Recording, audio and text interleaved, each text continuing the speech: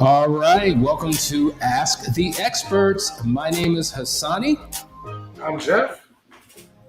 Charmaine. And Walter Jennings. We're going to get this right at some point. It's going to be a natural flow. We're going to be in step and in tune with one another. But welcome to Ask the Experts. You know what it is every single night at 9 p.m. Eastern Standard Time here on the East Coast. We're headquartered in Atlanta, Georgia, but we want to know where you are around the world. So make sure you tune in. You let us know so we can rep your city, state, or country. Listen, it's your time to ask your question. What do you want to know? What's on your heart? What's on your mind? Before we get started, we're excited because this Saturday is the Overcoming Emotional Triggers Masterclass. We have been working day and night to put this program together for you. I'm happy to say that the class is filling up. We have a good solid group of couples, but we have room for just a few more. So if you're trying to figure out, what do I do on my Saturday night? Do I watch a movie? Do I go with my friends? Do I get a drink? How about you do something that's going to be transformational, that will have a long-term effect on your life and on your marriage, and register for that class? The link is in the description of the video, so make sure you do that. All right, guys. We're going to get right into this. No questions yet. Everybody's saying hello, but let me ask you all a question. What is the burning question that you typically get from people, whether they be in couples sessions that you're doing or whether you're having casual conversations with people? What is the thing that people want to know that they're struggling most with in their relationship? Team Jennings. Well, one of the main things we get is people trying to understand the behaviors of their spouse and why their spouse is doing certain things. And we really believe in digging into the background of the foundational family, asking those hard, difficult questions that lead all the way back to your influences. Just as we talked about this past weekend, which I thought was so powerful. Who are you listening to? Who are the individuals that you are allowing to pour into you? And again, allowing yourself to really take inventory of some of the things that you're allowing into your head space and your heart space. Powerful. What about you, Jeff? The number one thing I keep hearing over and I keep finding over and over that kind of cuts through even all the problems is finding connection again. Like, it's just things have gotten old and they don't do what they used to do to get the relationship in the first place going, and finding that space where connection doesn't feel awkward. I always find, especially with the fellas, that they feel awkward trying to woo their wives again. They feel like that's not something that, feels comfortable for them. They know they need to do it. It's very, very difficult to find that connection again. Yeah, I think that's a powerful point. And I think that's what most people are coming to a last chance weekend for, is to find the connection, because there's been a disconnect that goes back several weeks, several months, several years for certain couples, because they did not, I say this all the time. It's become trite, I guess, for some, but, we have done marriage wrong. We need to figure out how to do it right. And I think most people are more focused on the partnerships, the duties, the responsibilities, the obligations, because that's a necessity once you get married, say I do, and you live life together. And I think that other side of the relationship, the companionship, the heart-to-heart connection, that has been lost because of all of the other duties that take over. And I think, once it's disconnected, you have to have a journey of self-discovery, right, in order to reconnect again. And so it's better to remain connected and to figure out how to maintain it than to get disconnected. But once you are disconnected, listen, you can get connected again. I think we've all had that experience. I would imagine, Team Jennings, you didn't come from a perfect background and you didn't have a perfect marriage. I know Danielle and I didn't. I know Jeff and his wife didn't. We've all lost our connection, but we had to do things to reconnect. For you, Team Jennings, what was it that you did, whatever the disconnection was a result of? How did you begin to connect again? It was interesting that a lot of divorces happened when this pandemic started, and couples had to be in the same space, again, kind of forced to connect, be in an environment where there wasn't a lot of places they could go. And for us, to be honest, it strengthened our marriage. The hustle and bustle of caregiving for parents and children and jobs and paying bills and things. Sometimes that put a space. So for us, reconnecting was really simply getting back to the basics, doing things that would catch his eye and catch his attention, flirting, sending text messages, going on nature walks, really stealing away and getting that intimate time to just really talk, to dream together again, to ask him questions. When was the last time you cried? When was the last time you laughed? Because and so just really getting back to a place of getting to know who he is in this stage of life and in this life cycle. And yeah. Awesome. All right, listen, we have one question for Nina. This may be the only question we answer because I'm not going to hold on and hang out forever if nobody's asking a question. So let's all weigh in. Oh, sorry, wrong one. Here we go. I feel uncomfortable around my divorced friends. Is that unusual? Many of them have divorced from infidelity. I'm assuming you're married, Nina. I guess you're married, but all your friends are divorced and infidelity was the main cause. Is it normal? Is it typical to feel uncomfortable in that space? You guys want to weigh in? I don't have divorced friends. What'd you say? I said I don't have any divorced friends. Is that intentional, Jeff? Okay. That's everything with everything. I was going to say everything with Jeff is intentional. Not everything, but that is intentional. Okay, Team Jennings. Yeah, I was going to say that it sounds like there's some concern about some of the uncomfortable feeling. Sounds like it's coming from a place of the feeling that what has happened to them may potentially happen to you, and that can be a valid concern. Again, because if you're surrounding yourself around individuals who have experienced that, being very mindful of what things are they speaking and allowing those things to penetrate into your mind, into your heart. So I would be careful of those keeping those type of audiences and companions. And again, not saying that you just ship them off, but it's not unusual. That isn't unusual because you're talking about a total life shift that has happened. And so, it is something that you need to be mindful and aware of. But I have had friends who, I have had several female friends and they're divorced, but to be honest, they are continuing to work on themselves. They continue to see themselves and express what worked, what didn't work, what they stopped doing, what they should have, what they needed to do. And so they take full ownership of their role in the relationship. It's been enlightening and empowering, and they use their experience to be a teacher for someone else. So I think you can. I know a lot of people, not a lot of people. I'm sorry, I didn't mean to cut you off. I thought you were done. But I know people who are on the verge of divorce. And sometimes, those conversations can be difficult conversations because the preoccupation of the dialogue typically is the hardships, the pain, the struggles that they're going through. And then once the divorce does take place, when you've been used to doing life with them as a couple, and now you're, with someone individually, and then depending upon who's the offending partner and who's not, there's so many factors involved that can contribute to whether something's uncomfortable and awkward or whether you can continue to maintain that friendship. It's just, I think it's case by case. And I think there's so many intricacies involved in that to determine what it is. Now, I don't believe that we should kick people out because they're now divorced. Because your relational status has changed, it doesn't mean that the relationship or the friendship should change. Maybe that's when they need you the most. Maybe they need your support the most. Maybe you become a light in the midst of darkness by being connected with people who are divorced and still hurting. You can give them hope. You can give them inspiration. You can give them encouragement. And guess what? You become fulfilled by enriching the lives of other people. I learned that from Jack. Enrichment is critical to your own personal fulfillment. And so I think that you need to really evaluate those relationships and figure out which ones are worth keeping and which ones are worth releasing, because some relationships are for a reason, some for a season, and some for a lifetime. Okay, we got a bunch of questions. Let's go to it. My husband and I have have had so many challenging conversations since D-Day that it makes restorative conversations difficult.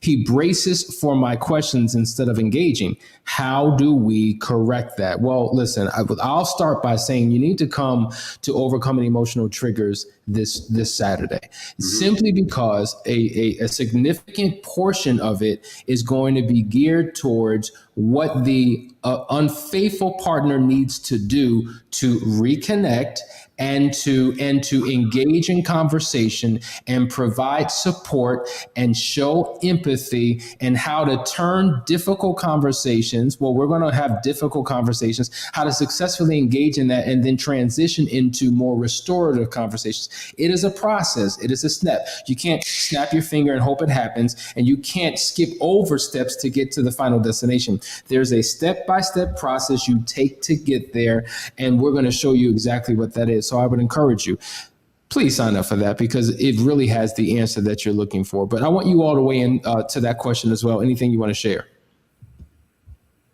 Yeah, I was going to say that I know that there was a vernacular shift when it came to crucial conversations to courageous conversations. And I think that in this particular situation, you want to move from those challenging conversations to courageous conversations where you may be uncovering some things that are uncomfortable, but then moving to a place of how can we grow from this? What can we learn from it? And how can we hold one another accountable for the things that we are unearthing?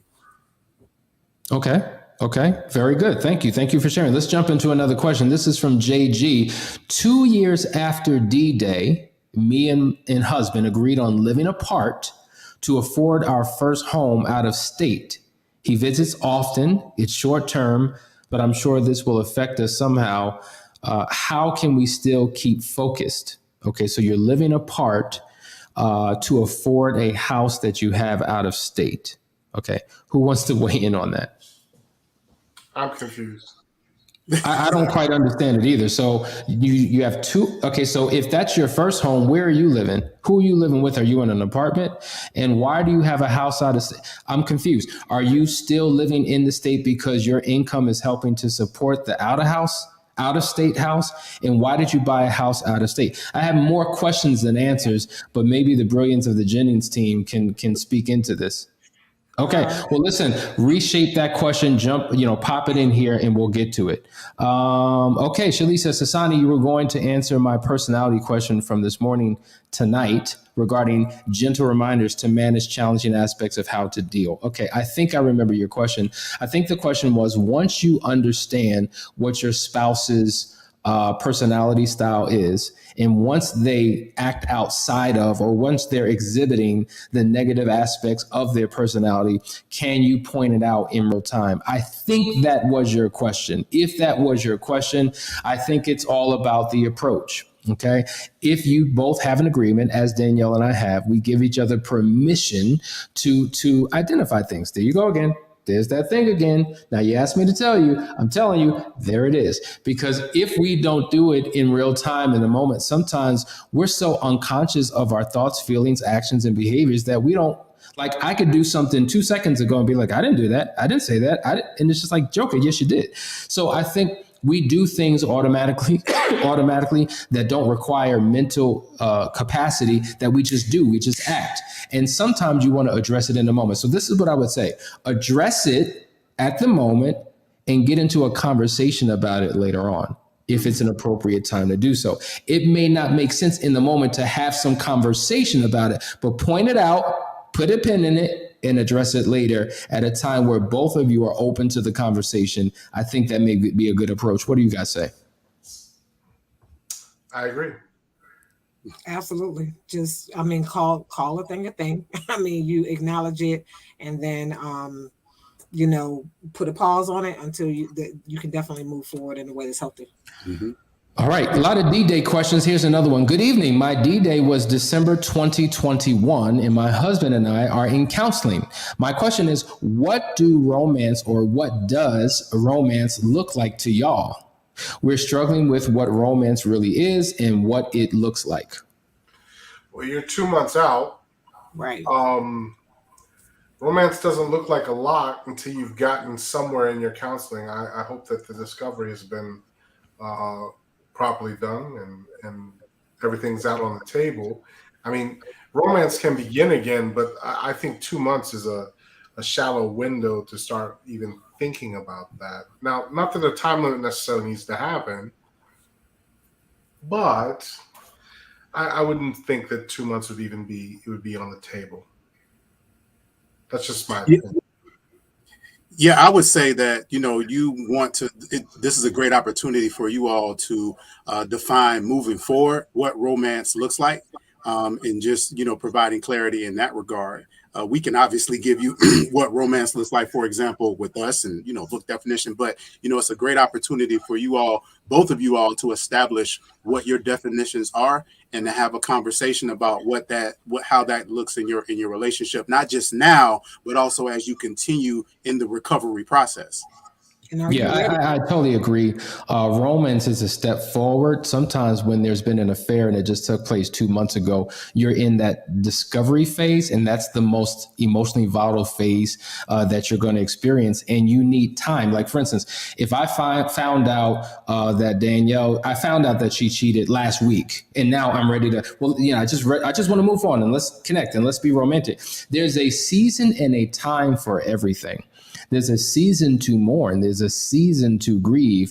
And what I've noticed is that when people rush out of seasons into another season, they haven't gone through the proper developmental process. There's something called developmental lag. And so your relationship won't develop. You won't properly heal because you're looking for a quick fix to solve a situation. Romance, in our process of reconciliation is a much further step. Okay, I'm not talking like long distance step, but first, in order to go forward, you got to go back. In order to move into your future, you got to go into your past. You've got to deal with the pain. You got to deal with the root cause of why it happened. Once you begin to deal with that, and now you're going to build a healthy foundation. On top of the foundation, yes, boom, romance. Those are the things, communication, intimacy, that will come. But I think 2 months in is really premature to even have that conversation because there's too much to be dealing with. That's why they say it takes upwards of 2 years to heal from an affair if you're doing the necessary work, if you're going to get help. Now, when you do like a last chance weekend, those 3 days are equivalent to 8 months worth of counseling. So you're collapsing time. Now, that is a conversation you can have in that experience because of all the things that we're taking you through that will allow romance to be an appropriate conversation. In fact, we talked about romance at the last chance weekend, but that certainly wasn't the first step. It was many steps in after we dealt with deep, significant issues. Wouldn't you guys agree? Absolutely. So, I mean, when you look at it, you get 1 hour counseling session, and then you go for a week of chaos, and then 1 hour counseling session, you go for another week of chaos, and this continues for 6, 7, 8, 9 months, and there's a lot of backtracking during that chaos because you really can't get everything done in 45 minutes to an hour. When you go through a last chance weekend, you're actually dealing with 36 hours straight to really uncover, dig deep, pull out the pain, deal with the hurt, start building foundations for communication, and design what going forward looks like. So, like you said, it's 8 months packed into a couple of days, and for some people, they may think if they haven't been through it that it's too much. I will tell you, it's draining. It's draining for us when we're working through it. We all go to bed exhausted and wake up tired. It is exhausting, but when you're at your edge and you're at the end, sometimes it's best to exhaust all the possibilities and deal with every angle in one foul swoop. That way you can actually begin to start working on the process of living again and stretch it out over a long period of time. So that's just my take on it. There it is. All right, let's go to the next question. Devlin says, will Triggers class help my husband to learn how to open up with me? Yes, it will. Now, listen, one of the things that has happened when a betrayal has occurred, you've lost your sense of security. You no longer feel safe. There's things that your spouse can do to help you to begin to feel safe again. One of the ways that he or she can do that is by opening up and sharing, because you're going to make certain assumptions, right? You're going to make certain evaluations expectations based upon your spouse's behavior, based upon what they say and what they don't say. You have a tendency to look through a lens of suspicion. And so the more he or she begins to open up, the more safe it makes you. And so we're going to walk the spouse through those steps of what that looks like. And there's exercises and techniques that we're going to guide you through that make it easy. So sometimes people struggle. Okay, I hear what you're saying in principle, but how do I walk this out? We're going to give you the techniques to actually walk it out. All right, got another question or statement. I live with my kids because we couldn't afford a home in California. My husband stayed in Cali for work. He is the unfaithful. We are still together, but this time apart has me worried. Okay. Well, I've asked this question 1,000 times, JG, and I don't know if I ever got an answer. Are you two working with someone? Do you have someone that you both are going to that is guiding you through this recovery process? I'm not sure if I ever got an answer. If you have answered it, then I apologize. But I think that's a big piece of it. Like, the questions you ask are phenomenal questions that deal with very specific things. I just feel like, a 30-second soundbite answer may not serve you in your situation. That's why we would encourage you to reach out to us. So let me know that, and that would help. Here's another statement. My husband communicates in secrecy with an ex-girlfriend for years. By definition, is that sin? I don't know what you were cheating. She clarified that a little further down. She means cheating. It's certainly betrayal. It is betrayal. They have a past together. They've been emotionally and sexually involved. Okay. One thing about this mind, okay, it's called emotional cheating. It's an emotional affair. Okay. One thing about this mind. You have two brains. You have your emotional brain and your logical brain. When you begin to engage in conversation, statistics say it. Like, let's just look at Facebook. If I connect with someone on Facebook that I used to date, okay, they say within 30 minutes of a conversation, my mind will pull up the emotions that I had years ago, and boom, here we are again. After 30 days of communicating, oftentimes these relationships go from online to offline and potentially into a full-blown affair. What in the world are they talking about? Do they have kids together? If they don't, what in the world? And doing it in secrecy, there's emotional involvement, there's probably sexualized energy. That is the definition of betrayal. And in this case, it's an emotional affair. It is completely inappropriate. And so if he makes light, it's just conversations. It's no big deal. So why don't you do it in front of me? Exactly. Why don't you do it next to me? If it's no big deal, why don't the girlfriends get on the phone and talk together and hang out? I've actually seen a situation where an ex-girlfriend ended up hooking one of her friends up, and they ended up getting married, and they have a relationship. But guess what? They all hang out couples together. There's nothing funny about it because it's all done in the open. You know what I mean? If it can't be done in the open, if you have to hide it, there's a problem. And if he has to go do it in the closet, there's a problem. Like, that's crazy. And I'm sure it will be completely unacceptable on your end. And so a lot of times there's hypocrisy where, it's good for me, but not good for you. Because Sonny always says this. If it doesn't work for both partners, it doesn't work. Mm-hmm. Absolutely. Here's another question. Why does it seem like society says wives don't try to change your husbands? I feel like wives do most of the compromising and being flexible. When there is an offense against the marriage, big or small, I absolutely expect change. Well, I think that you should expect change, and there are expectations and boundaries that need to be set. But it goes back to one. This is your marriage. Society has its own expectations. And again, Jeff's statement, who are you going to listen to? You have expectations. You have a standard for what your happiness and what you want your relationship to be. And I think both, again, with help, both parties can really establish what that looks like. But people have to have a will. At some point, your husband has to be a willing, your will can't override his will. He has to have a will to change and to go through the process and to do the work. And so, but you have a responsibility of being honest about what you expect. And if it doesn't happen, now what? Yeah, great point. Here's another statement. D-Day was 3 months ago, and he cheated for years and twice. I see him changing, but the anger I have is making it so hard for me to change. How do I deal with this anger and hurt? Anger That, is a poison you swallow hoping somebody else will die. Period. So you really need to talk to somebody and deal with some anger management of some kind, whether it's in the counseling through the marriage counseling, but like you really have to unearth that and deal with that pain, because if you don't, it's going to poison you and it may cause damage to other people. But the truth of the matter is, it causes you pain to you first, especially if you end up sabotaging his the recovery process when he's doing all the work.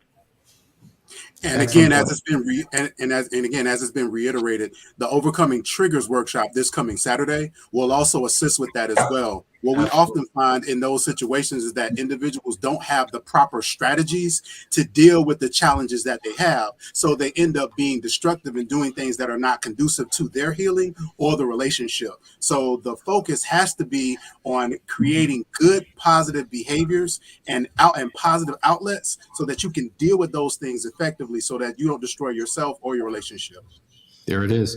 Another question from Miranda. How do you feel about your significant other messing around with escorts? No. No. Don't get cut. I'm just highly inappropriate. So number one, we talk about the 4 different types of an affair, right? You have the what we call the one night stand, right? Then you have emotional entanglement. Then you have sexual compulsion, and then you have the marital void, which creates a long-term relationship. 2 of these type of affairs are very physical. The other 2 are emotional, but there can be a hybrid affair going on. You said escorts, plural. So it seems as though this is a lifestyle choice for him, which speaks possibly to a sexual compulsion, a sexual addiction, to have multiple physical interactions with people void of an emotional connection takes on a different type of approach to the recovery process than someone who's involved in, say, an emotional relational affair. And so it is a major problem. It is something that requires a whole lot of individual work as well as relational work. See, some things can't be solved in couple sessions. This is why there has to be a hybrid approach. Couple sessions and individual sessions, as well as a support group to help him through. And so, yes, I think it's very damaging. It cheapens sex, and it can compromise, obviously, the sexual relationship that you have within your marriage. Anybody want to weigh in on that? No, I completely agree. Spot on. All right, here's another question. It's kind of long. Whew, I feel disconnected from my husband sometimes. We were together 10 years before we got married. He brings up the past a lot, and we both did things to hurt each other before we got married, but made a promise that everything would be new when we got married. But I feel he still has resentment towards me because of the past. We had an argument, and he threw his ring, and I've been asking him to get another one, even if it's $20. I'm starting to feel hurt about it. I asked him questions and he always blames everything, I guess, on me. Guys, how would you respond to that? That was a lot. That was. The fact that, there seems to be an issue with forgiveness, but there also seems to be some unanswered questions that he may have on his side. And so for him to throw his ring and hasn't put it back on, there's some conversations that definitely need to be had regarding, is he still fully all in and invested in the relationship? And again, what questions does he have? Or what conversation are you both not having? Because is it more important for him to put his ring on and then we still have the problems? And so I definitely would encourage you all to really ask yourselves, what type of relationship do you want? And to really have an honest conversation about, because you're having a conversation, it's just not verbal. And so there's some unanswered questions that he may have on his side that clearly he's upset about. There it is. All right. A couple more questions, guys. What are signs that your relationship has healed from infidelity? When old triggers disappear. Mm-hmm. Absolutely. So my emotional affair at the D-Day was Valentine's Day. So when we went through this Valentine's Day and there was no recurrence of a trigger, that was wow, you know, because there's always a little thing sitting in the air. Even if we got through it and everything went great, when you start seeing those things start to fade because you're focused on your future. And that's one of the things that builds back connection, to answer Taya's question before. When you have a focus for the future, a plan, a goal, a bucket list of things you want to do together before you leave this planet, when you start having a purpose and passion and curiosity again about the future, that's where you're going to find the freedom from the pain. Love it. And when you don't have bitterness and resentment and anger and hostility, where every other minute you're not thinking about past, you're not looking at life through the lenses of your past, that's when you know that you've healed. Those are indications and signs. When you and your spouse are in a better place, you're communicating. It's not, overwhelmingly oriented on the affair, but you're talking about relational issues. You're dreaming again. You're hoping again. You're inspiring. You're having fun. Like, those are signs that you are healed. But in the healing process, let me say this. Yes. Listen, if you've ever broken a bone, sprained or strained any part of your body, did it hurt? Of course it hurt initially. Okay, so if you were in a cast, or if you were in a sling, or, if you were in pain for 6 weeks, let's say, 6 months, let's say, were you in a healing process? Yes. So sometimes as you're healing, it hurts. But over time, it hurts less, and hurts less, and hurts less. So the pain ultimately goes away. So it will get to a point where all the pain is gone. But I don't want you to misinterpret, I'm still feeling pain, as an indication that you're not healing. The healing process can be a painful process till all the pain goes away. The question is, you're in your journey of healing. Are you doing the right things? Are you taking the right steps to move forward towards full healing? Right? That's the question. Know that there's still a little bit there that makes it sensitive to pain in the future. I have an ankle that I broke in high school that once in a while still gives me a little tinge. It's not much, but it's just a reminder that, hey, this needs a little more care. You know what, Hassani? Amanda Obi asked a question that I think. Yeah, I'm going to get to that in just a second. I see Walter chomping at the bits. He wants to say something. Jump in, Walter. No, I was just going to say that I think, to Jeff's point too, those reminders also too can be a positive thing. Because part of the reason why it's so important to go through that process and to feel all the bumps and the bruises and the pain of that is to remind yourself that I don't ever want to go through this again. And oftentimes that people become serial cheaters and they continue to have those struggles because you just rush through the process of just wanting it to be over and done with. When really, if you take the time to really do your due diligence and go through all of the parts of the healing process, then even when you have those small moments of reminders of what was, it's okay, I definitely don't want to do that again. Boom, there it is. Let's go to this question. When is the next Last Chance weekend? I might have to take the leap of faith. We watch you all every night faithfully, and y'all are so helpful. Our 1-year anniversary is next month, and the Last Chance weekend is very much needed. Take it, do it, sis. It's March 11th through the 13th. It's the second weekend in March. It is the best investment you can ever make. In fact, this past weekend, I don't know if you guys know, but one of the couples was celebrating their anniversary. Let's think about this. Couples have had to make a decision. Do we go to the Bahamas? Okay, and enjoy ourselves, have a wonderful time, and then come back to the same problems, situations, and relational dynamics with no change, but we had a moment of joy. Or if we actually keep it real, when we left to go to the Bahamas, we thought we would leave our problems back at home. We thought we would leave the disconnect back at home. We thought that somehow being in a different environment would create something uniquely different and we would go back and fall in love again. 9 times out of 10, it doesn't happen. I don't know about you, but there have been some cold vacations, some empty vacations. You would think, okay, we're going to do something new, but you take you everywhere you go. Your same issues, your same idiosyncrasies, all of that. So it would be best to invest in your marriage, right? By coming to a last chance weekend that can have an imprint on your life that will last forever. Now, that's just me talking. What would you guys say? Should she come to the last chance weekend? So yes, we yes, yes, listen, yes. we have been married for 22 years, and I will tell you that it was one of the most enriching things that we have ever experienced and seen in our life.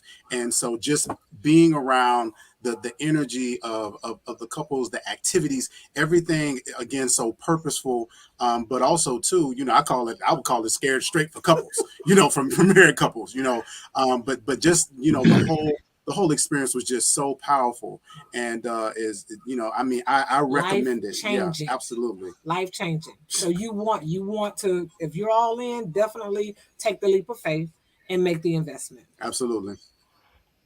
Jeff? Well, yeah, they said it all. That was their first time actually witnessing one. Yeah. And it is, there are couples that bring me tears because they come in angry. Oh my God. In this group, you guys, if you guys are watching this group, I thought like, oh my God, no way, no way, no way. Mm-hmm. But this group, it's always the hard ones that break first. Hmm. Right? And Yeah. then all of a sudden, somewhere around the middle of the second day, there was a lot of hand holding, a little grab going on here and there. Cuddles were happening. And when they came in, it was like, how far can I move my chair from my spot? Mm-hmm. And just day 2 alone, things changed. Yes. Here's the reality. If we had 1,000 tongues, we couldn't articulate to you what this experience is. And so I hear you saying, yeah, that's them, but that ain't us. They don't know our situation. They haven't been through what we've been through. Listen, we get the hardest cases that you can imagine. That's why it's called the last chance weekend, because I'm going to give this thing one more chance. The stories that come in, the trauma, the drama, the pain, listen, if you think your situation is bad or as bad as you've heard it, then you're in the right place, because so many people have gone through the same level of pain you are, but they leave, change, and transform, and they continue the journey after that. Listen, guys, I see your questions. We can't get to them. We're over 30 minutes. I'm going to read this question, but we're not going to answer it because I think it is a phenomenal question. And to be honest, I've never had anybody even ask me this question before. So I want to give special attention to it on Monday, because today's Thursday. I'm going to have you waiting. Here's the question. What are first vital things to do on D-Day? Okay, so I just found out my spouse was unfaithful. What do I do? That deserves an hour. Awesome question. Yes. That is an awesome question. It's so good. I'm not even going to answer it. But listen, guys, go to the website, find out about the Last Chance Weekend, sign up. We love you. I'm going to play the video as we end the show. But thanks for joining me, Walter, Charmaine, and Jeff. You were phenomenal as usual. Thank you for tuning in and asking your questions. Have an amazing weekend. In the mornings, Danielle and I are talking about Enneagram personalities, so make sure you tune into that. But otherwise, we'll see you on Monday night for another episode of Ask the Experts.